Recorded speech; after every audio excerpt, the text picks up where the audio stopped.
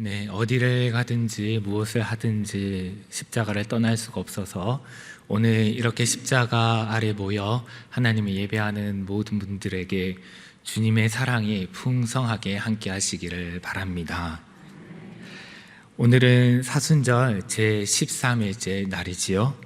사순절은 예수님의 생애를 아주 집중적으로 묵상하기에 좋은 그런 계절입니다. 그래서 김은성 목사님께서도 주일 예배 때 계속해서 예수님의 생애에 대해서 말씀을 전해주시면서 우리를 더 깊은 묵상으로 인도하고 계십니다. 그리고 제가 섬기는 영락수련원에서도 사순절이면 매년 예수님 생애 묵상을 열고 있습니다.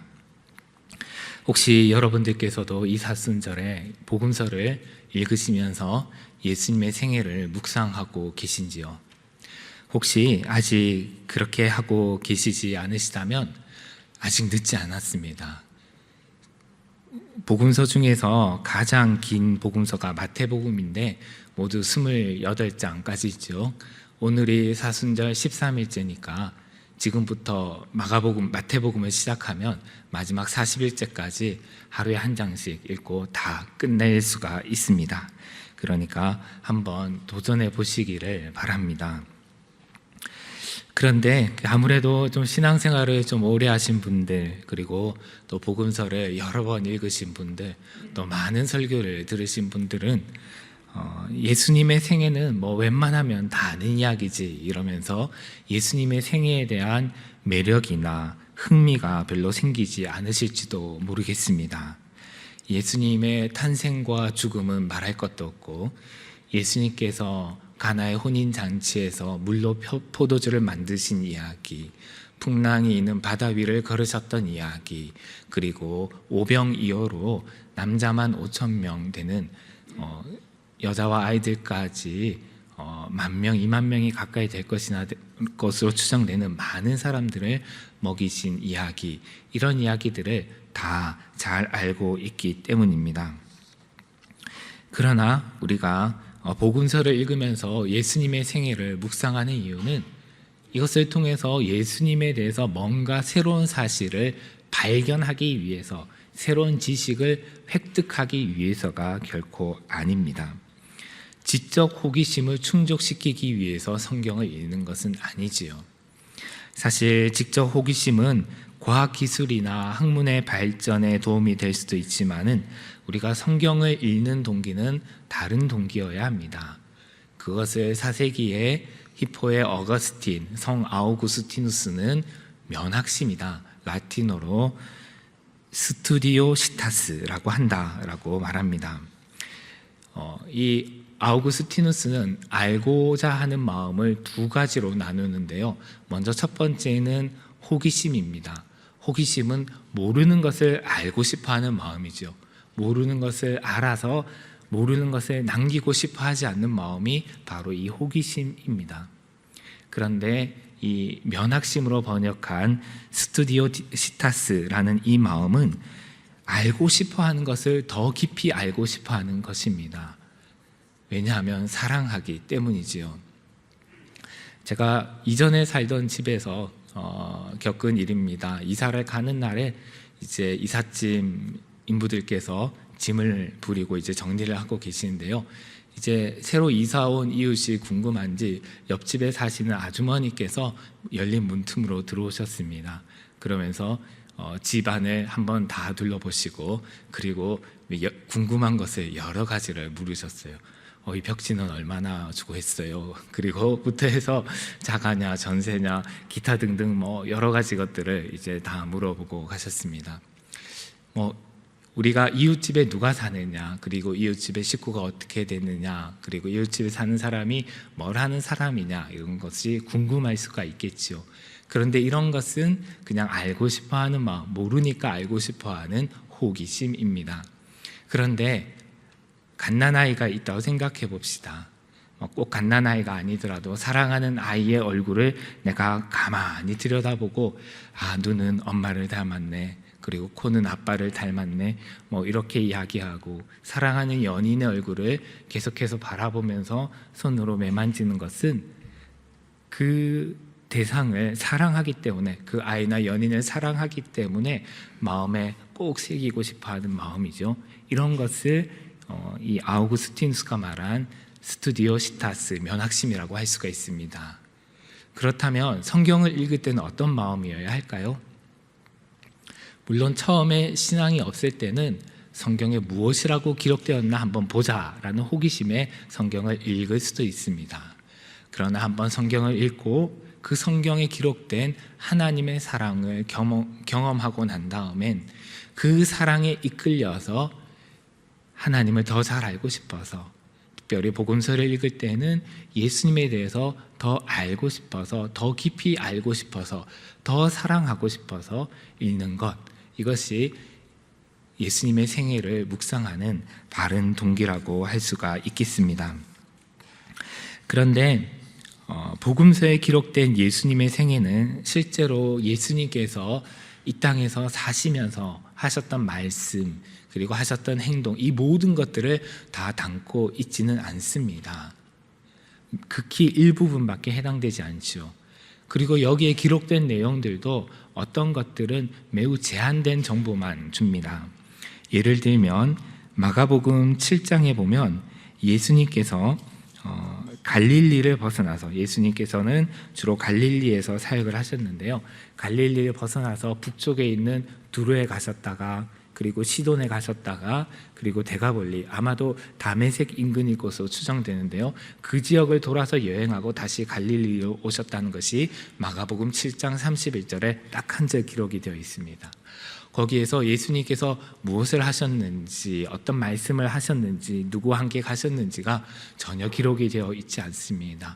무엇 때문에 가셨는지, 이런 모든 것들이 다 베일에 가려져 있죠. 그래서 이렇게 우리가 성경에 나와 있는 것들도 사실은 예수님의 생애에 대한 충분한 정보를 다 제공하고 있지는 않습니다. 오늘 본문 마가복음 1장 12절과 13절도 마찬가지입니다. 오늘 본문에서는 예수님께서 세례를 받으신 이후에 광야로 가셔서 거기에서 40일 동안 계시면서 사탄에게 시험을 받으시고 들짐승들과 함께 계시고, 그리고 그러한 예수님을 천사가 수종들었다라는 내용이 기록이 되어 있는데요, 사탄에게 시험을 받으신 내용은 잘 아시듯이 마태복음 4장과 누가복음 4장에 아주 자세하게 기록이 되어 있습니다. 그런데 예수님께서 사탄에게 시험을 받은 것은 광야에 계셨던 40일 중에 아마도 단 하루 정도의 기록밖에는 안 될 것입니다. 왜냐하면 마태복음과 누가복음을 보면 예수님께서 40일 동안 금식을 하신 이후에 매우 줄이실 때에 사탄이 나타나서 예수님께 돌로 떡을 만들라, 이렇게 시험을 했다고 기록이 되어 있기 때문입니다. 그러므로 이 40일째는 예수님께서 사탄에게 시험을 받으셨다라고 하고, 이 앞에 39일간에는 예수님께서 과연 무엇을 하셨는가 라는 질문을 던져보면 사실 알 수 있는 게 거의 없지 않습니까? 여러분 궁금하지 않습니까? 거기에 대한 한 가지의 단서는 오늘 본문에 있는 13절에 있는 들짐승과 함께 계셨다라는 이 구절입니다. 이 부분도 사실은 들짐승들과 함께 계셨다라는 그 내용만 있지, 이것이 구체적으로 무엇을 말하는 것인지에 대해서는 추가적인 언급이나 설명이 전혀 없습니다. 그래서 주석서들을 찾아봐도 이 구절에 대해서는 몇 가지 가설들만 제시되어 있을 뿐 뭔가 분명한 설명을 찾기가 어렵습니다. 그럼에도 불구하고 제가 이 본문으로 예수님의 생애를 묵상할 때에 들짐승들과 함께 계셨다라는 이 구절이 제 마음에 와닿았습니다. 그래서 오늘은 이 말씀에 대한 저의 묵상을 중심으로 좀 함께 나누려고 합니다. 하지만은 베드로 사도가 베드로 후서 3장 16절에서 경고한 것처럼 성경에 있는 알기 어려운 말씀을 억지로 풀어가지고 그렇게 해서 여기에 무슨 비밀이 숨겨져 있는 것처럼 이렇게 말씀을 드리려고 하지는 않을 것입니다. 왜냐하면 그렇게 하는 것은 오히려 멸망하는 길이다라고 했기 때문입니다. 다만 여기에 나타난 이 기록과 그리고 또 몇 가지 합리적인 추론을 바탕으로 한 저의 묵상을 좀 나누려고 합니다. 먼저 오늘 본문에 기록된 이 짧은 문장들 중에서 우리 눈에 들어오는 단어가 하나가 있는데요. 그것은 12절에 몰아내다라는 단어입니다. 그리스어로 이 단어는 에크발레인이라는 단어입니다. 그런데 이 동사는 마가복음에서 여러 번 사용되고 있는데요. 어떤 상황에서 사용되고 있냐면 예수님께서 귀신들을 내쫓으실 때, 예수님께서 귀신들을 몰아내실 때 이 에크발레인이라는 동사를 사용해서 묘사하고 있습니다.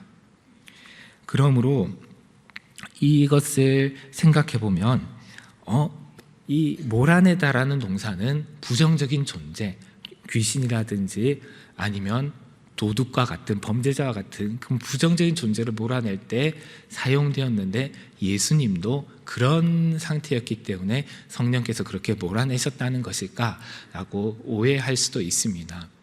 그래서 그런지 이것을 기록하면서 마태복음과 누가복음에서는 단지 예수님께서 성령에 이끌려 광야로 가셨다라고 완곡하게 표현하였습니다.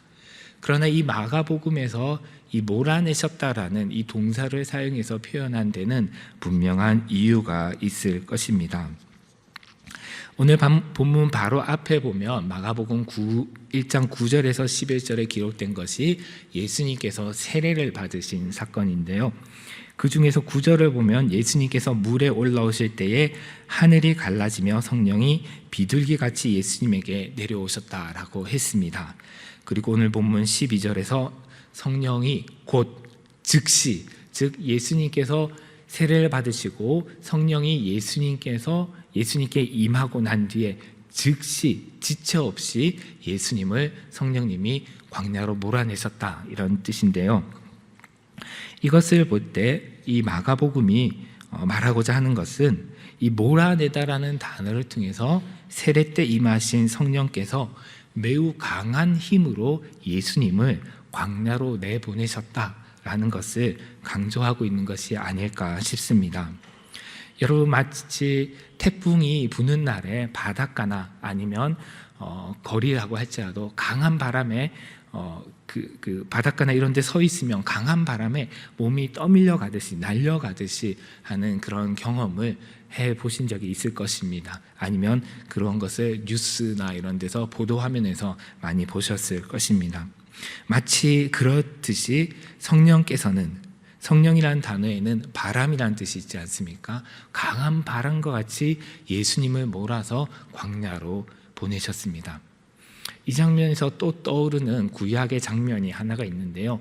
그것은 열왕기하 2장 11절에서 선지자 엘리야가 강한 회오리 바람에 휩싸여서 하늘로 올라간 장면입니다.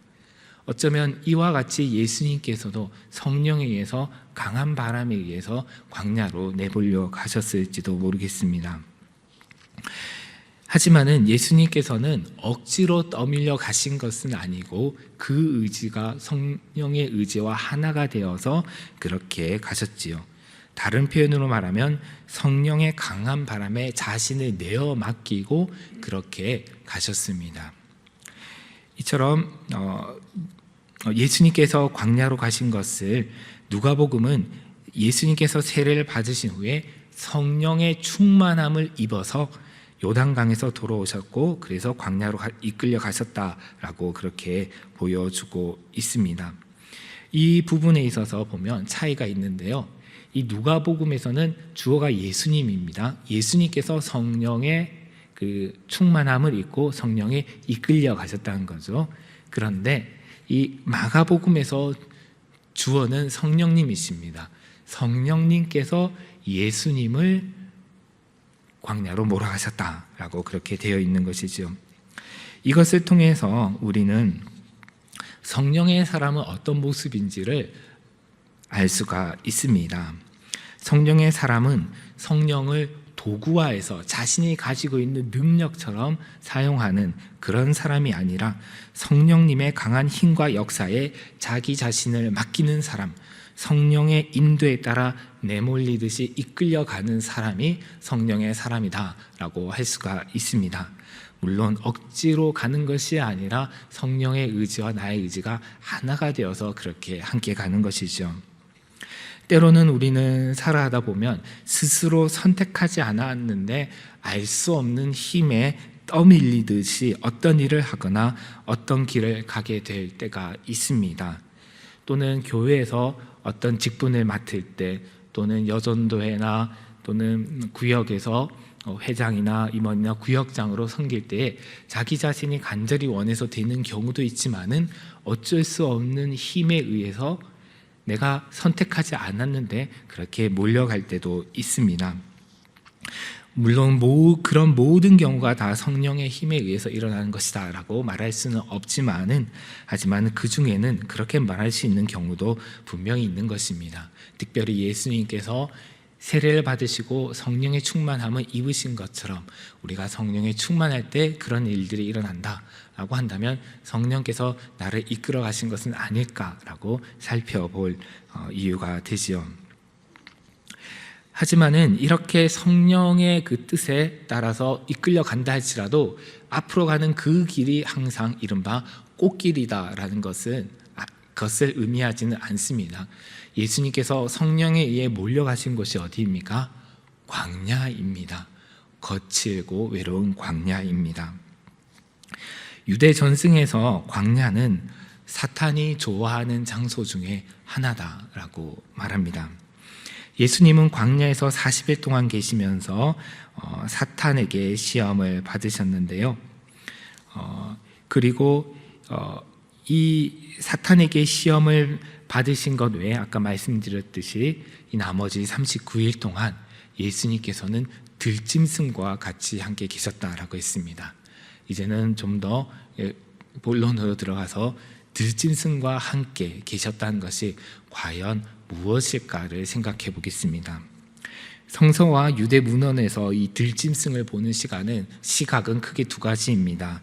먼저는 긍정적인 시각으로서 들짐승을 누가 지으셨죠? 하나님이 지으셨습니다. 그리고 들짐승을 누가 돌보십니까? 하나님이 돌보십니다. 그래서 하나님이 지으시고 하나님이 돌보시는 존재로서 긍정적인 시각으로 들짐승을 바라봅니다. 그런데 반대의 부정적인 시각도 있습니다. 이 부정적인 시각에 의하면 들짐승들은 광야에서 양들이나 사람들의 안전을 위협하는 그런 존재입니다. 때로는 어떤 유대 문헌에서는 이 들짐승들은 사탄의 협력자다라고 그렇게까지 묘사하고 있기도 합니다.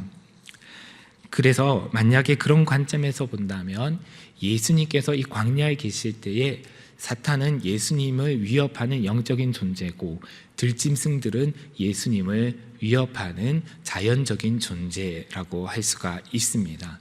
그런데 천사들이 수종 들고 예수님을 보호하니까 그 들짐승들이 예수님에게 위해를 가지 못했다라고도 이해를 할 수가 있습니다. 여러분들은 어떤 게 더 마음에 와닿으십니까? 저는 그 중에서 좀 다른 시각으로 좀 보려고 하는데요.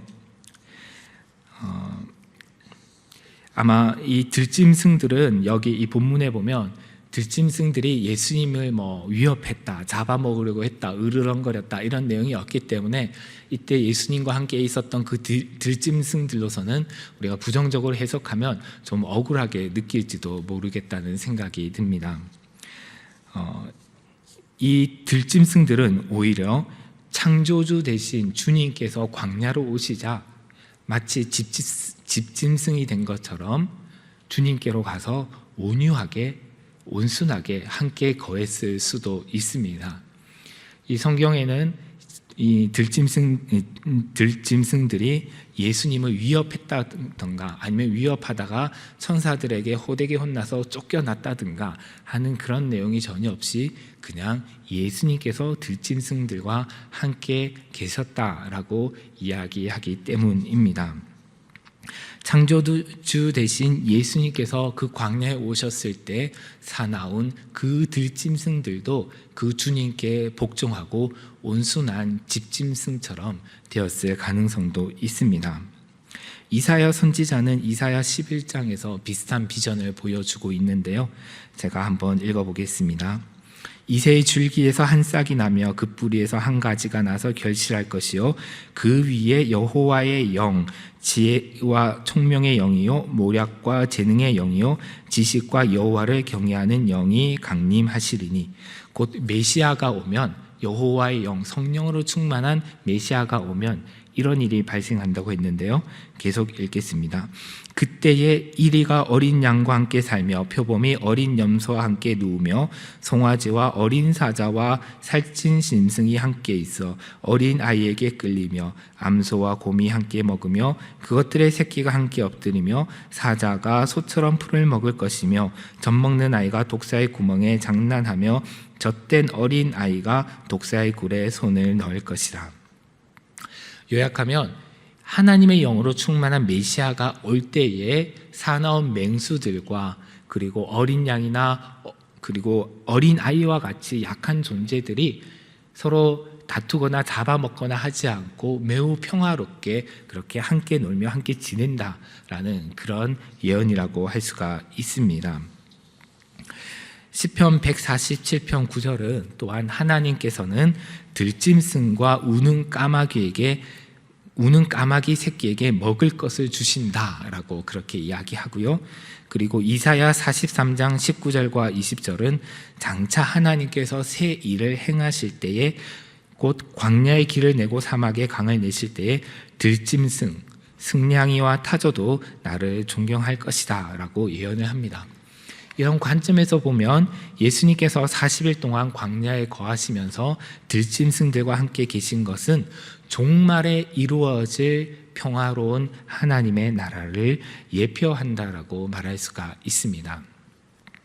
그런데 사실 이 둘 중에 그 부정적으로 보든지 아니면 이렇게 긍정적으로 보든지 간에 이 둘 중에 뭐가 확실하다라고 말할 수 있는 것은 아무것도 없습니다. 그래서 제가 아까 드렸던 질문이 이 둘 중에 어떤 것이 더 마음에 와닿으시는가라는 그런 질문입니다. 왜냐하면 이 마음에 와닿는다는 것은 반드시 그런 것은 아니지만은 우리가 기도하며 말씀을 묵상할 때는 마음에 와닿는 말씀을 통해서 하나님께서 우리에게 말씀을 하시기 때문입니다. 그래서 저는 아까 말씀드렸던 것처럼 좀 긍정적으로 바라보는 것이 더 마음에 와닿는다고 했는데요. 그래서 그것을 좀 바탕으로 해서 좀 몇 가지 더 나누려고 합니다. 저는 예수님께서 이 장면을 묵상할 때 예수님께서 광야에 오셨을 때에 들짐승들이 온순해져서 기뻐하면서 예수님 주변에 가서 마치 애완동물인 것처럼 예수님이 그 광야에서 40일 동안 금식하시면서 기도하실 때 그 주변에서 함께 거하는 그런 이미지가 떠오르는데요. 책을 한 권 제가 잠깐 소개해 드리려고 합니다. 저희 아이가 읽던 동화책인데 제목은 화나는 늑대라는 책입니다. 이 줄거리를 보면 처음에 엄마가 부엌에서 간식을 만들고 있습니다. 그런데 갑자기 문이 벌컥 열리더니 화가 잔뜩 난 늑대가 들어옵니다. 그러자 엄마는 아니 늑대가 오다니 이상하네 라고 말을 합니다. 늑대는 눈을 부릅뜨고 큼직한 발을 번쩍 들었습니다. 그리고 날카로운 이빨을 드러내더니 금방이라도 엄마에게 달려들 것처럼 으르렁거렸습니다. 그러나 엄마는 당황하지 않고 차분하게 말합니다. 늑대야 만나서 반가워. 혹시 무서운 사냥꾼을 만났니? 우리 집은 안전해. 걱정하지 말고 쉬렴. 이렇게 엄마가 늑대를 친절하게 맞아주고 그리고 늑대에게 만들었던 간식도 주고 따뜻한 코코아도 타주고 그렇게 합니다. 그러자 늑대는 점점 의자에 앉아서 온순해지고 날카롭게 드러냈던 이빨도 감추게 되고요. 뾰족하게 솟았던 귀도 접히게 됩니다.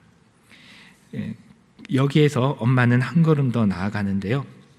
혹시 피곤해? 아 맞다. 늑대는 말을 못하지. 그래도 내가 와서 기뻐라고 그렇게 이야기를 합니다. 그러자 이제 어느새 늑대는 화가 다 풀려서 엄마의 품에 달려가 안깁니다. 알고 보니 그 늑대는 그 엄마의 딸이었습니다. 비록 아이들이 보는 이 동화책이지만요, 배울 것이 많은 것 같습니다. 많은 사람들은 화가 나면 늑대로 변합니다. 혹시 그런 적이 없으신가요? 이성을 잃고 다른 사람들에게 늑대처럼 으르렁거리고 그리고 독서를 퍼부은 적은 없으십니까? 아마 반대의 경험도 있으실 것 같습니다. 나랑 이야기하고 있는 가족이나 친구나 이웃이나 직장 동료가 갑자기 늑대와 같이 돌변해서 나에게 그렇게 화를 내고 으르렁거린 것을 경험해 보신 적이 있을지도 모르겠습니다. 이 말씀은 그렇게 늑대와 같이 변하는 것을, 화를 내고 분노하는 것을 정죄하기 위해서 드리는 말씀은 아닙니다. 보편적으로 광야와 같은 이 세상에 살아가면서 광야와 같은 마음을 품고 사는 우리들의 마음에는 들짐승들이 있습니다. 화를 내거나 분노하는 맹수도 있고요, 여러 가지 상처를 입고 끙끙거리며 신음하거나 우는 짐승도 있습니다. 또한 언제 어디서 맹수들이 나를 공격하지 않을까, 어떤 위험에 닥치지 않을까 두려움에 떠는 약한 짐승들도 있습니다. 거친 광야를 홀로 외롭게 다니는 짐승도 있고, 그리고 때로 몰려다니면서 자신이 속한 집단의 기준에 맞추기 위해서 긴장하거나 또는 집단의 횡포에 시달리는 그런 짐승도 있습니다. 이런 짐승들이 이 광야와 같은 이 현대 사회를 살아가는 사람들의 마음에 다 있지 않겠습니까? 저는 성령께서 예수님을 광야로 몰아내셨다, 또는 예수님께서 성령의 충만함을 입어 광야로 가셨다는 것을 묵상하면서 유비적으로 예수님께서 성령의 능력으로 이 거친 이 땅, 이 세상에, 인간 세상에만 오신 것이 아니라 외롭고 광야와 같은 우리 마음에도 오셨다는 사실을 기억합니다. 주님께서 우리 마음에 오실 때는 성령에 의해서 몰려서 가신 것처럼 바람을 타고 강하게 갑자기 그렇게 가신 것처럼 어느새 나도 모르게 우리의 마음에 주님께서 쑥 들어오는, 강한 힘을 가지고 쑥 들어오는 그런 경험을 할 수도 있습니다. 주님께서 우리 마음에 오셔서 무엇을 하실까요? 그냥 우리 마음에서 편안하게 쉬면서 놀기만 하실까요? 우리 마음에 오셔서 들짐승들을 만난 주님은 그 들짐승들 하나하나를 돌보시고 화난 짐승들을 안아주시고 이해해 주시고 상처난 짐승들을 치료해 주시고 돌보아 주시고 외로운 들짐승의 친구가 되어 주시고 집단 속에서 자기 자신을 잃은 짐승에게 네가 누구라고 그렇게 말씀해 주시지 않으시겠습니까? 예수님의 생애를 묵상하는 것은 예수님의 생애를 제3자적인 관점에서 연구하거나 새로운 지식을 얻기 위한 것은 결코 아닙니다. 예수님의 생애를 묵상하는 것은 위인전기를 읽으면서 위인들의 생애를 읽는 것과는 매우 다릅니다. 위인전기를 읽을 때 위인들의 생애는 위인이고, 그리고 나의 생애는 나의 생애입니다. 각각 별개의 생애입니다. 그러나 예수님의 생애를 묵상할 때는 묵상이라는 것은 그 안에서 예수님의 생애와 나의 생애가 만난다는 것입니다. 예수님의 생애와 나의 생애가 연결되고 그리고 연관된다는 것이죠. 관계가 생긴다는 것입니다. 그래서 오늘 본문 같은 경우에는 예수님께서 과거에 2000여 년 전에 갈릴리나 유대의 어떤 광야에 가신 것뿐만이 아니라 예수님께서는 지금 현재적으로도 광야와 같은 우리 마음에 광야와 같은 나의 인생에 오셔서 내 마음에 있는 들짐승들과도 함께 거하시고 그 들짐승들을 품어주신다는 것을 우리는 기억하고 느끼고 그리고 그 주님과 만날 수가 있습니다. 앞서 말씀드렸듯이 아직 사순절의 13번째 날입니다.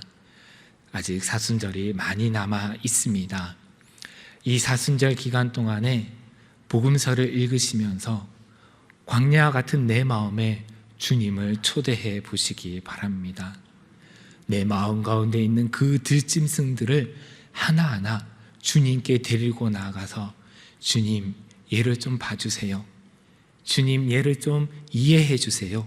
주님, 이 아이를 좀 치료해 주세요라고 주님께 내맡기시기 바랍니다. 그럴 때 예수님께서 계시는 곳이 바로 하나님 나라인 것처럼 우리의 심령이 거친 광야가 아니라 하나님 나라로, 의와 기쁨과 평강의 하나님 나라로 변하게 될 것입니다. 기도하겠습니다.